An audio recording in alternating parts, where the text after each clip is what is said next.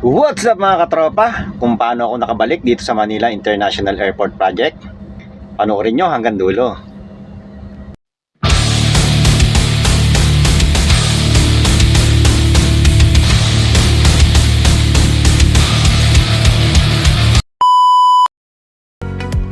What's up mga katropa? Ayan, nakasakay na ako ngayon sa XLT. Samahan nyo akong bumiyahe papuntang Manila International Airport Project mga katropa. So yung makikita mga katropa, 5-star. Diyan ako sasakay papuntang Pasay.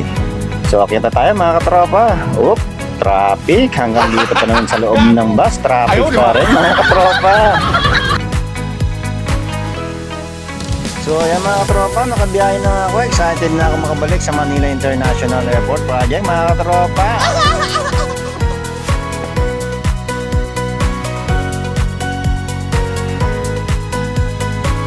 So ito nga mga katropa, ang Bayview Park Hotel. So dito kayo magla-lunch. After nito mga katropa, pupunta na kami ng Paseo Compound, kung saan doon kami sasakay papuntang Saga. What?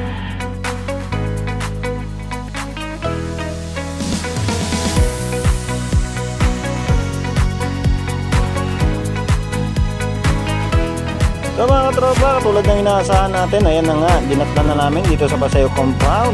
Ayan, mga na-demove na unit. Sa totoo lang mga katropa, napakaraming unit dyan. So ibig sabihin, marami din na tao ang nawalan ng trabaho sa pagkakatapos ng ating project.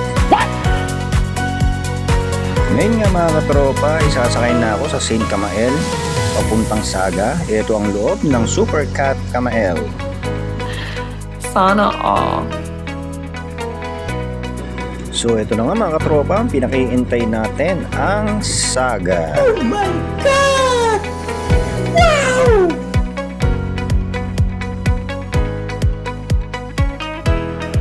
So what's up mga katropa, ito nga, nakabalik pa tayo ng Saga. So dumating tayo dito alas 4 na ng hapon. So tingnan nyo, halos wala na talagang katao-tao dito.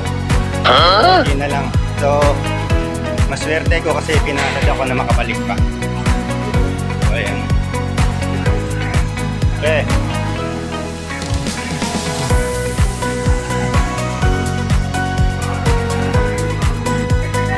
So ito mga katropa, nakakuha na ako ng room. So ayan, pumunta na ako. Bali ang room ko 6921. Gago! So tanda natin mga katropa. Let's go. So ayan mga katropa, balik deck 6 ako. Bali 6221 ako. What? So labas na tayo mga katropa.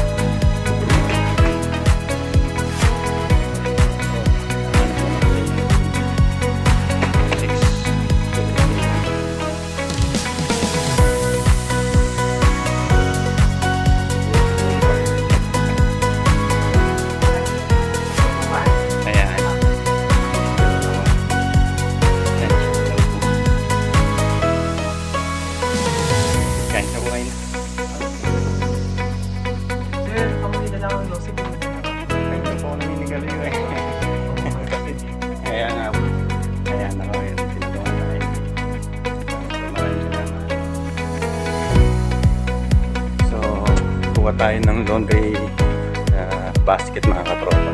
Ito, punta tayo sa reception.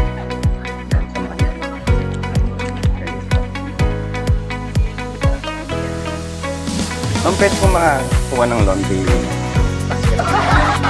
6221.